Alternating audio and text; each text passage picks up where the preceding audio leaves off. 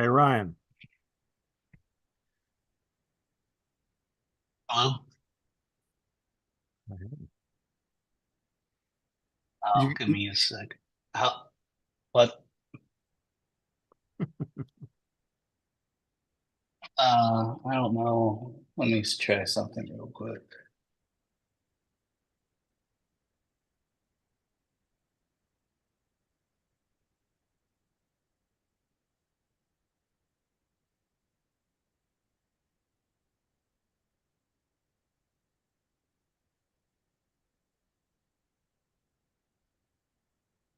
Are we live now? I think so. I Oh, sorry. Oh, now, the magic of technology. there you go. All right, so let me see. Okay, Ryan, you have got a more prominent mustache than you did last time we talked, or maybe Oh, a did I? less prominent other facial hair. I'm not sure which one that is, but one or Well, the I, other. I actually think I trimmed the whole, and it, this is kind of the natural pattern. This is not Okay. like a stylistic choice, how it grows. Okay. Uh, uh, But yeah, I think I've got more gray below. Mm, mm. That can be a distinguished thing, you know. I've seen that as a pattern so you can work with, you know. So, Yeah. but Well, then again, if we all get de-aged, then then gray will be like in demand, high priority, people will have a tough time getting it. So, it will be like a mark of esteem, of privilege, something like that. yeah, that's what I'm hoping for. But you know, uh, it kind of reminds me of people traveling to Turkey for hair transplants. But I don't know how I went there in my mind. But you know, Okay, okay. So I thought we could maybe talk about AI art, and because this is something just in the last couple of weeks, every time that I talk to people like about AI, it goes to AI art, and then people are kind of freaked out by it. Pretty strong feelings, at least from certain segments of folks about this kind of thing. Have you experienced any of that? Have you been exposed to people with really strong feelings about this stuff? maybe not directly. I think I saw a LinkedIn post. I probably shared it with you actually. Hmm. What's interesting, I know some, people who are illustrators and think they're kind of grappling with, um, what to do. But Yeah. I think I've heard a very leveled approach too, Hmm. with it, and not so much bemoaning the fact that, these technologies are becoming, more advanced and more widely available. Hmm. But of course, I have my own opinions, Right. which we'll probably dig into, maybe not. I think it's a Yeah. misnomer to say AI art because I don't think it's art. Mm. But I think it's Mm. craft. I think Okay. it's craft. Yeah, yeah. Not Okay. again, So, not to besmirch anyone who participates in this craft or art, mhm. however you want to or choose to classify. But Okay. yeah, So you've seen some level-headed views. I've seen a couple of things, particularly. Some people are just mad that it exists. I've seen this. Um, and I'm mad it didn't exist when I was in high school because I would have had so many great ideas and execute hmm on so many things. hmm Sorry to interrupt you, but yeah. No, that, yeah. So I'm actually not sure if I've heard somebody express that, but I can see you running amok with some AI back in high school. So I see a lot of people who are mad that generative AI exists. I see others who are really insistent it isn't doing anything interesting or worthwhile. That's a another kind of take. I Well, saw some. I think the thing is, in and of itself, it's not. Like, what is it doing interesting? It's not a self-organizing like being. It just it responds to prompts. So um Mhm. I But think, maybe we're limited with what we can do. Mhm. But yeah, ultimately, what is it doing in and of itself? I don't know. It's not creating but art. It can't conceptualize things. Well, I guess it could. I guess it could. That's well. Now we're getting it. Well, is it actually conceptualizing? You okay, could give it a prompt to make like come up with some art, and it'll follow the pattern of language that it's found, and put some words together that seem like it's conceptualizing something. Yeah. okay. So, but I think you would agree that people can do interesting and useful things with it. Would you not? Fun things like kitschy kind of things, like make yourself a Muppet. Okay. Yeah, I mean that's cool. Well, I was thinking back earlier to um, remember I forget the end of well, some individual used Dolly to create an image that they submitted to an art contest, Hmm. you know, and they Yeah, won yeah, the yeah. art contest, and then Yeah. later it came out that well, again, it's like I don't know. That's to me, that's just kind of kitschy art, and I think what's interesting. When are we going to have AI curators? You know, AI curates a show for other AI. It puts out the call um, for Oh, entry. sorry. I lost Uh, my audio, so I'm oh, can you not hear me? sorry. I dropped my audio there for a second. Are you there? Yeah, yeah, I'm here. Oh, I can't hear you. But anyway, I'm ready for AI to put out a I can't think of the phrase, but like a call to action, call for entry, and then other AI submit its own work. And then AI decides which art of AI is the best, That's the future I'm waiting for. Are you not hearing me? I guess not.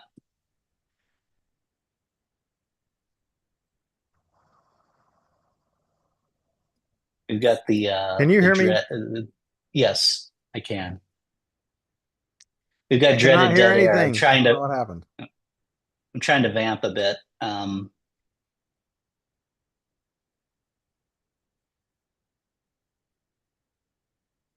And now everyone, Oh, the multiple viewers, um, or the no viewers who are watching this can hear me type away on the keyboard. okay.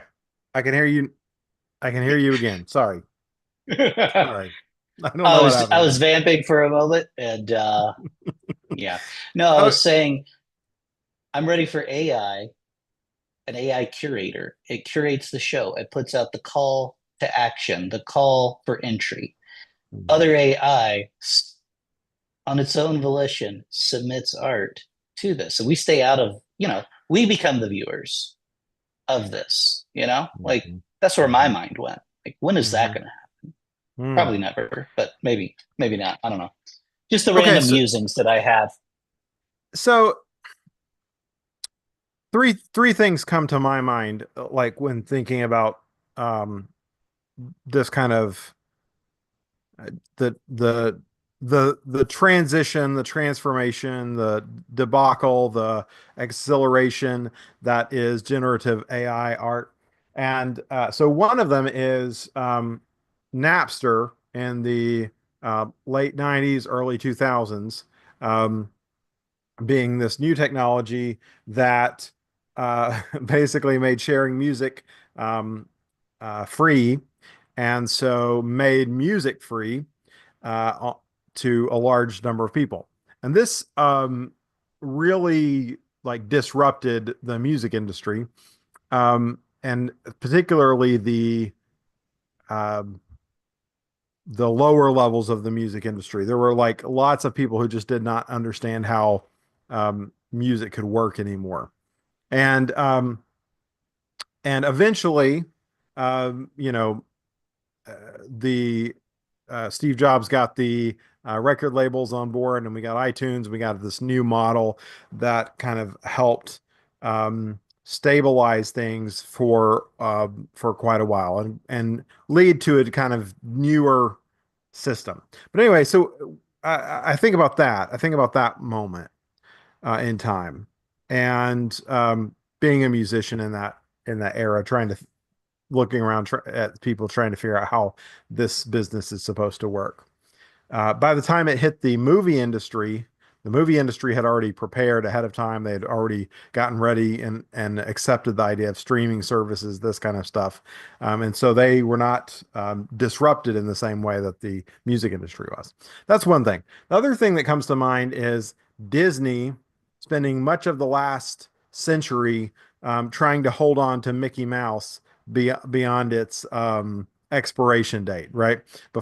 Trying to keep Mickey Mouse from entering the public domain, and Mickey Mouse just did, um, uh, or a version of Mickey Mouse just did, the earliest version. So, but that was at least in the folks I've been exposed to widely saw that as really a heavy-handed sort of um, thing on their part to try to, in fact, rewrite U.S. copyright law and all this kind of stuff, right? Um, and then the third thing I always think about with this stuff is like um, the transition from stringed instruments to like electric guitar, Hmm. and then to uh, EDM, like electronic music. So I imagine that people at each of those kind of transitions were looking at that and saying, well, that's not real music. Your electric guitar is not real banjo music. Your EDM is not real music in any way. Where's the band, right? Like all this kind of stuff. Um, and I would argue that what was happening in each of those cases is not the electric guitar wasn't a bad version of a banjo. It wasn't a bad version of an acoustic guitar. It was a different sort of thing that created the opportunity for different sort of art. If you judged it in terms of the other kind of art paradigm, you would be missing what was actually possible and what was actually going on. So those are three things that I think of. This transition with Napster, where technology disrupted a whole music industry, the the way that some kind of holders really kind of clawed and beat back rights to really overreaching rights to certain kind of protections, and then the transition from different kinds of forms of art that's enabled. Um, so that's a kind of that makes me like those are lenses that I'm using to look at this. I don't know. Does that comport with what you're thinking of at all, or um, would you critique that way of framing it? I don't know if that's in line with what I'm thinking, but it's not um, in like strong contrast or uh, contradiction to what I'm thinking. I was going Hmm. to make an offhand comment though, as I'm wont to do, but my uncle, Uncle Tom, he claimed that the only inherently like bad guitar was a seven-string guitar. So, yeah, there you Okay. go. But Was there a rationale for that? I think it was a critique of the type of bands and music that's traditionally created with seven-string guitar. Because, at that point, you're not really playing chords. You're playing probably like, Right. it's probably like a dropped tuning and it's more just, power Hmm. chords, maybe Hmm. some bar chords. Someone's gonna be able to critique what I'm saying and call me out, for my Uh-oh. lack of Hmm. knowledge. But yeah, Hmm. um, I, I think I need to contextualize it a bit. Like I I would say I, I'm going to make a bold claim and say that anybody who's like inherently against these things is not an artist, because an artist should always be in the state of becoming, right? I feel like we're really running against this Bob Dylan theme. And I was at the Bob Dylan Center last week, so it's kind of like relevant. But, like always should be in the state of becoming. Um, uh, I think one problem is that artists typically, I know I'm going to say this because I use a specific medium for making art, but I think sometimes, people choose the medium over over the message. I guess the medium is the message, right? That's what people say. That I, I think I used to become very perplexed, and maybe I'm not following my own critique here, but when, a decade ago, I really was vexed by video art. And Hmm. it's not because I was against people like, uh, using a camera and recording footage. It's just the content that was created to me was so banal, so insipid. And it's just, I understand the utility of it. At the time, you could basically have your art in any gallery in the world that you could mail a DVD to, and even that's kind of archaic in thinking, because now you can just, you know, send a file Yeah. online to Yeah. do that. But I think it's such a limiting view to totally dismiss it. Um, you know, artists are supposed to be the vanguard. They're supposed to be ushering in these new things. And so uh, I think it's important also, like, there's always resistance when it comes to art. If you look at all, someone years ago kind of spelled out the movement of art. There's always a movement, and it's always in reaction to the previous. You have expressionism, German expressionism. It's this very, like, you could almost say, flippant way of making art. I'm going to do my spills, and I'm just going to do what my body tells me, and I'm going to react and throw art out in this way. And so what came, maybe I'm backwards in the timeline, so my art history is failing me, but what came in response to that? Minimalism. It's like, let's do the most reductive, reduced version of a thing, and that is in reaction to the thing that came before. So I Yeah. understand, like, resistance, um, but I don't know. It seems almost contradictory to just totally dismiss these things. I mean, yeah, you look at the camera when people started, when Ansel Adams was probably taking photographs. It's like, oh, this is going to ruin the job of the painter. And, like, another thing for me that almost maybe makes me seem flippant is I would create tactile, almost three-dimensional art. AI is not replacing that right now. Maybe in 5 years, maybe less time, maybe more time. But, like, right now, I don't see this infringing upon the area, or my domain. So maybe that's why I, again, seem a little flippant in my responses. But um, I, I, Well, I, for to me though, to me this AI art, AI, I mean, I don't even. Again, I think it's a misnomer, but it's still in its infancy. When I was studying art, what did we do in our first painting course? We had to copy the great masters. So we had to copy, and now that's kind of mhm. what these this technology is doing. It's learning how to copy. It's not creating. It's just learning how to copy, and then Yeah. maybe with enough reps, maybe it needs to make those 100 awful paintings, or you know more like infinitely large amounts of paintings before it can ever create something worthwhile. I don't know. Just Well, just where my mind went. well, so when I've talked about electronic music, right, which is like sampling and like taking it's copying, sounds that things make, and or yeah, I mean that's what it's doing one way or another, either by recording or by synthesizing. Um, Hmm. and then somebody composes them and puts them together. And so when I've brought that up in relation to this kind of thing, uh, people say, well, it's still a human being ultimately like composing it, right? And um, and that's true, but I think in the same exact sense, it is human beings who are composing these AI artworks, right? AI generated art is being composed by human beings.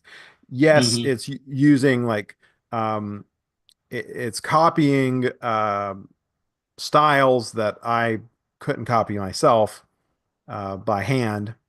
But then if I ask it to do, ask ChatGPT to generate something, I'm putting that intention into it.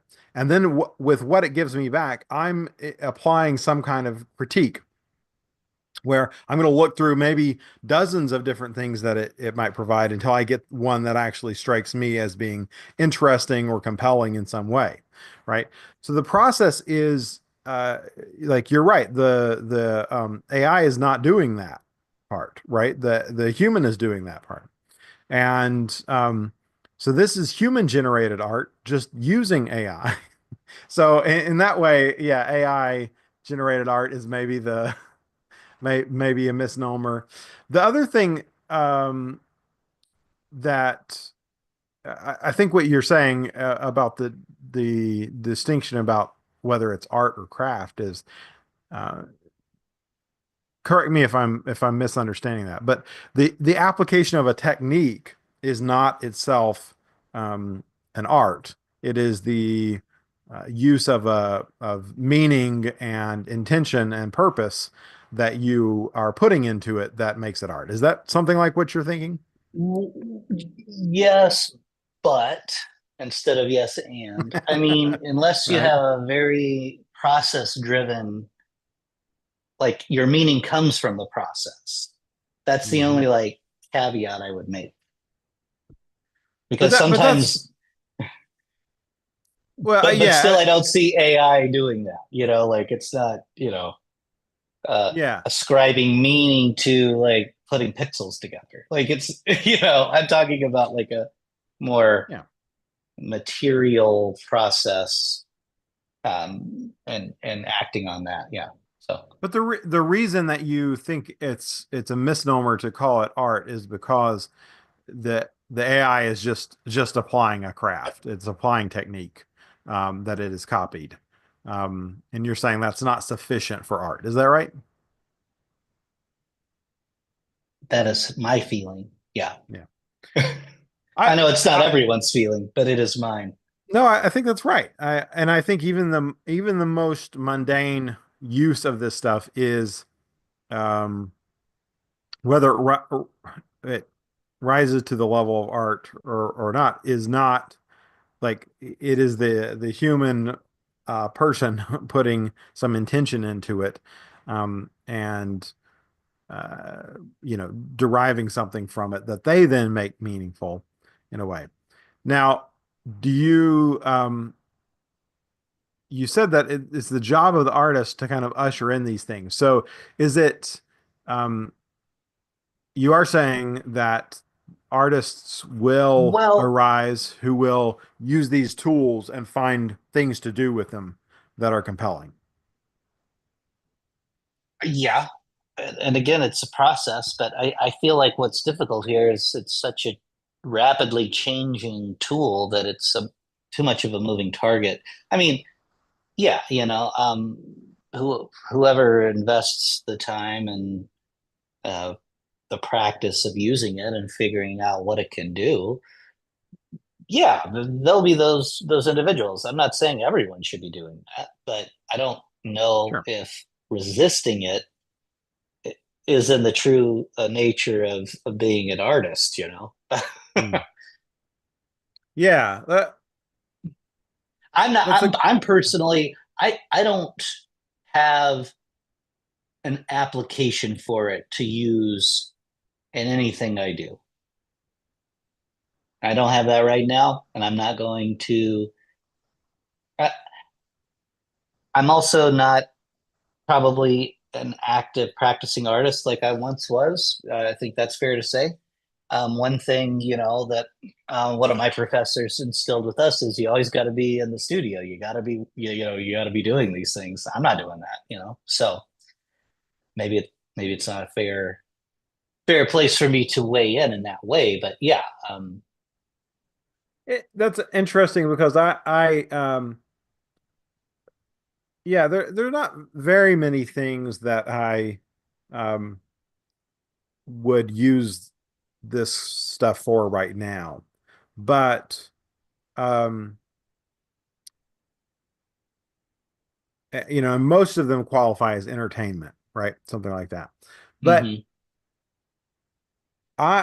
when something like this becomes available, I always try to spend a lot of time with it, um, under the presumption that doing so, I might discover like what this is good for, or discover like Mm, how this is going to be used. I mean, that is how I justified the far too long that I spent on Twitter. I think is that I was trying to understand like really what people were going to end up doing with this and how it was going to change people and so forth.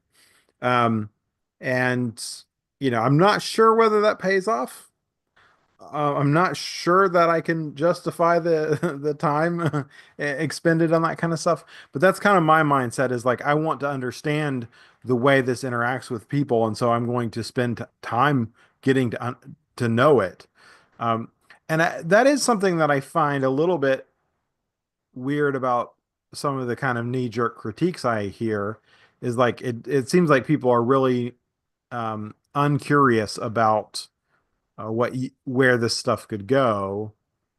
And many people are content with just kind of, uh, you know, finding a way to dismiss it or get upset at it or something like this. yeah. Um, Um, I mean, there are people already operating in this domain, and they have been. But there's an artist, and I'm not going to pronounce his name correctly, but Rafik Anadol.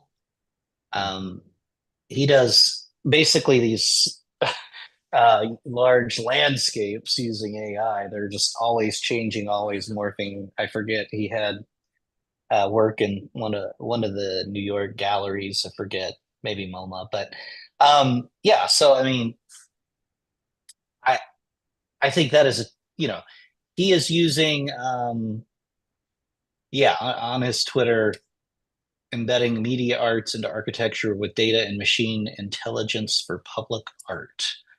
But that's a very different. I mean, he's probably he's not using like Chat GPT and its new image generator. yeah. He's probably using something more proprietary, something more driving the machine itself. Um, yeah, so artists are doing that. I think that is creating something that I would really actually consider art. Maybe I'm Yeah. contradicting what I just said. Um, although it's funny because the art critic Jerry Saltz, he hates that art. He Mm. said it. I was looking up the tweet. He said it in 2023.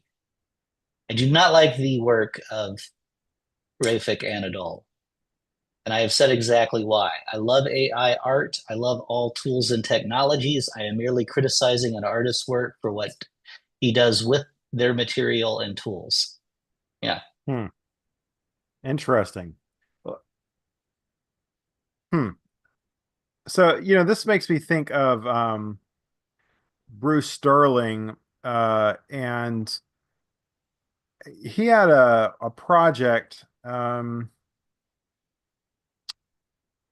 to remember what it was called, but basically, where he was looking at the bleed over of digital aesthetics into the analog world, so to speak. And so he would like find examples of the um, non-digital world being pixelated or something like this, right?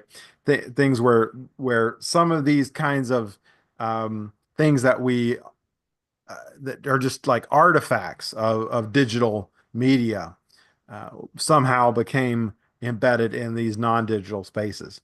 And I think that's interesting. That in the quote you read, he said, I love, um, well, what did he say? I love AI art. Did he say that? Oh, Well, he first comments by saying he does not like the work of that specific artist. And I have said right. exactly why, but I don't get the full context of that. But he then proceeds to say, I love AI art. I love all Okay. tools and technologies. But I don't Very like, emphatic. yeah. So, but that makes me think like there are people, and I've seen this where people are like, there is a natural sort of aesthetic that is emerging from um, our kind of current paradigm AI.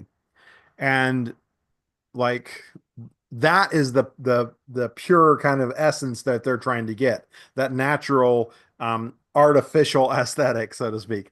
Um, the alien aesthetic that it is, rather than this kind of imposed um, you know, ar- artificial human aesthetic. Wait, the natural alien art, the natural artificial aesthetic, rather than the imposed artificial human aesthetic. Yeah, something like Mhm. that.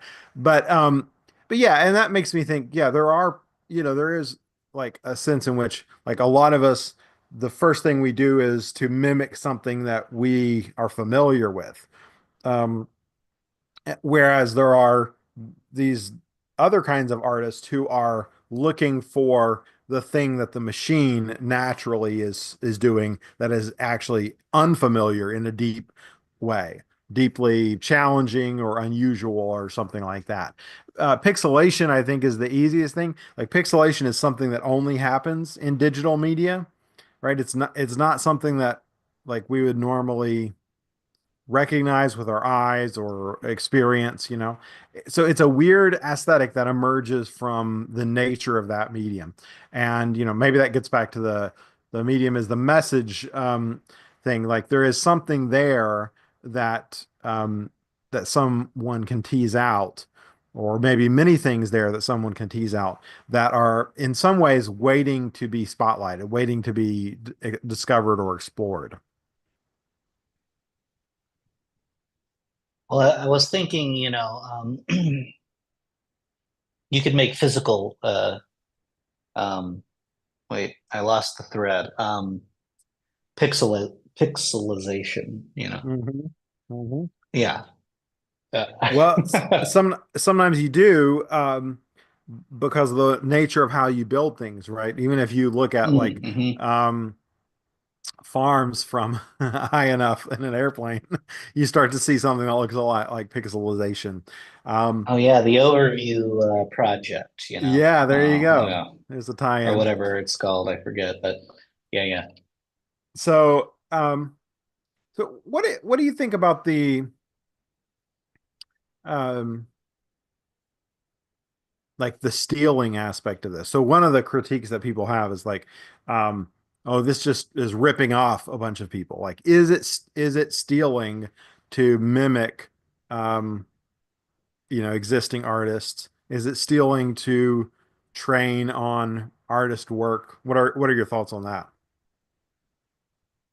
Um, well, if I had a recognizable aesthetic that it was learning from, I might have a different opinion, but again, I don't offer that. So, but like what is the quote? Like mediocre artists borrow, but great artists steal. Like, Sure. I mean, are we going to get philosophical here? Sure. Yeah. Ecclesiastical. There's nothing new under the sun. Everything's already been done. Like, Like, I mean, uh-huh. that's a pretty prominent sentiment in the world of art. Like, yeah, we're Yeah. not doing anything new. Nothing's truly original. So, I Right. mean, does this apply to this? And Yeah, I that look at it through that lens, you know. yeah, that's interesting. I But mean, again, at this stage, I don't consider AI to be the artist. right. It is a model being trained on other people's art, but it is not an artist at this juncture in time, you know? Like, Yeah. and you But there, can't convince me that it is. So, but there, hmm. Um, I saw that that a bunch of AIs just passed the Turing test with like 76% accuracy, something like this. So, maybe. Um, so the the thing that comes to mind with that is there's all these things in music where people are uh will do like I remember a musical comedian who did a bit about how every I think every song is Paco Bell's Canon or something, something like this. mm, Like basically just like you can fit, so everything uses like the same chord progression, and not every, yeah. there's Hmm. like only a handful of chord progressions that people use for the most part. And anything that you use that's like significantly diverting from one of those, you're you're not really doing something totally different by diverting. You're just kind of playing with the existing pattern by doing that, Hmm. um, you play a different form of nine or whatever. Like you're, so the thing there, yeah, it's very common, I think, among musicians to recognize that it's pretty, um, like things are pretty similar if you try to look at it technically. And I think this is why like plagiarism cases are actually pretty hard. You not only have to demonstrate that you have something that's the same, but also that you were, influenced by the original thing to, so that you were copying it um, in a way that's you were making something derivative that was not sufficiently derivative, right? It was not sufficiently distanced from the thing which you were copying, right? And I've heard songwriters talk about this, like, to get inspiration, you can listen to a song and then uh, turn off that song, go on a walk, forget the song, and come up with your own song that's going to be like, a little bit Hmm. removed, Yeah, yeah. I mean, and it will be different. Like it will be, but you are trading on the fact that underneath there is some kind of rhythm, some kind of uh, pattern that you can employ again and again and again to create these things. And yeah, that seems the case to me. Yeah. I Even was when you're just not, thinking of, oh, sorry, go go ahead. ahead. Well, no, like, Bittersweet Symphony Mm, by The Verb. That's basically sampled by a live recording of a Rolling Stones right. Yeah. track. And at one point, allegedly, the Rolling Stones received 100% of the song's royalties. Yeah. But Yeah. then, yeah, it was later rectified. So I don't know if they still receive a portion or not. But I don't know. Yeah, maybe that's relevant somehow to this conversation. I It's think a it it's calls back though too to a bit of the sampling, like hip mm. hop sampling tracks. I don't know.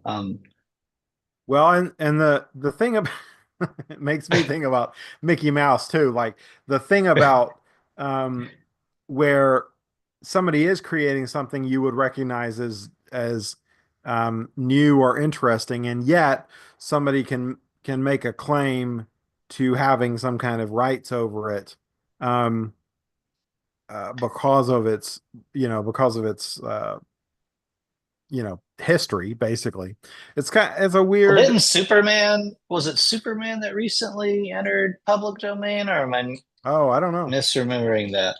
He, that might be true. I don't remember if he's if But I wonder though, maybe this isn't the right thing to bring up, but like the fact that there's increasing, and maybe this isn't true, I'm not like quantifying it, but everyone talks about there being increasingly less new IP. It's just like we're regurgitating all the old, right, yeah, we're bringing up old series and um, uh, uh, old, universes, cinematic universes, just rehashing it all. Like, yeah. I don't know. I don't know if that factors into the conversation at all, but it did. It did just. It felt relevant when I brought it up.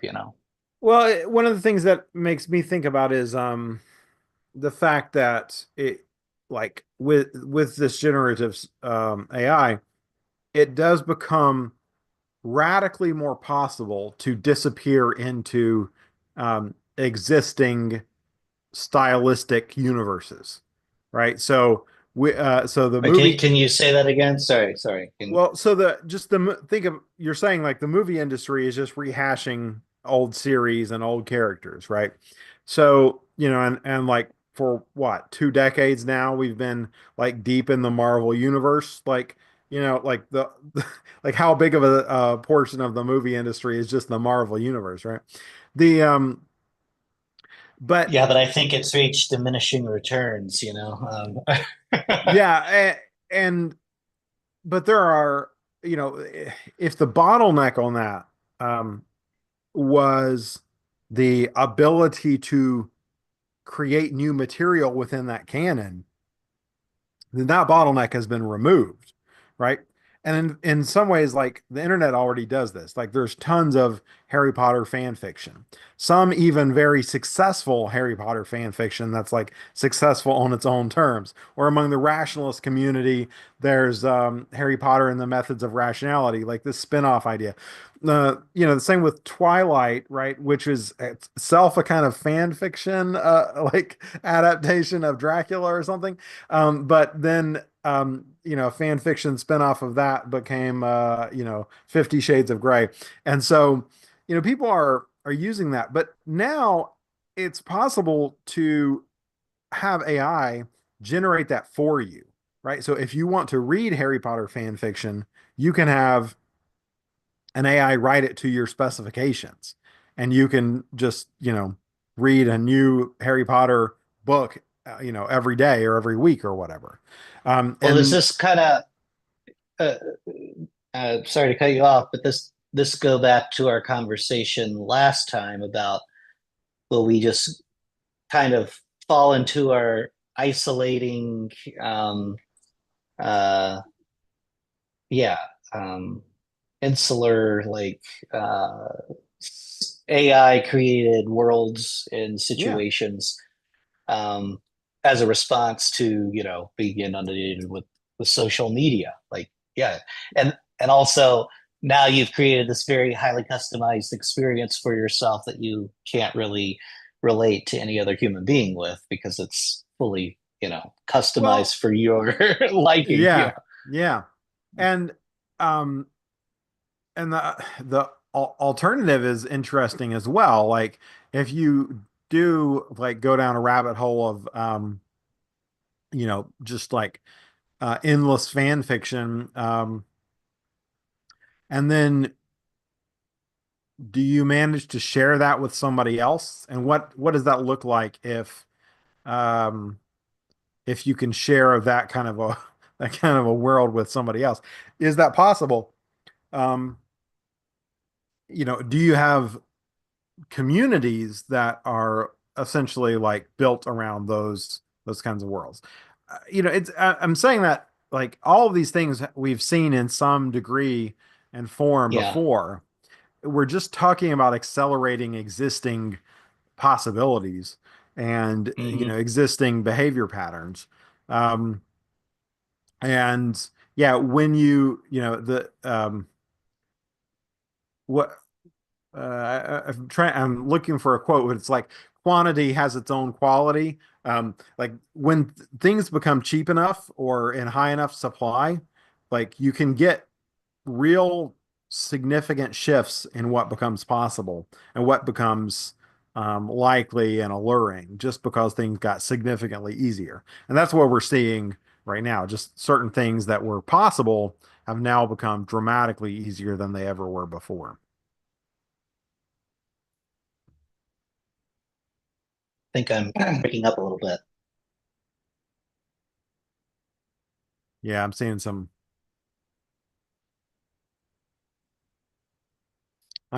digital artifacts. A little rough So, outside. I don't know if that's oh yeah.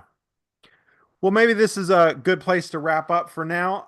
I think we've basically just raised some questions, haven't really answered any, haven't really solved any problems or brought any more enlightenment, most likely. But maybe the question asking has some merit in itself. So, um, all right. there are a couple Well, things I want to leave with though. yeah.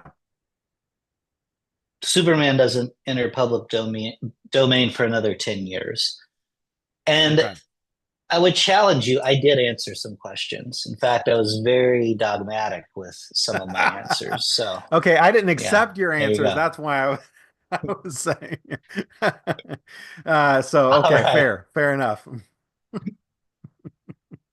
Yeah, fair Mhm. enough. Okay. All right. See ya soon.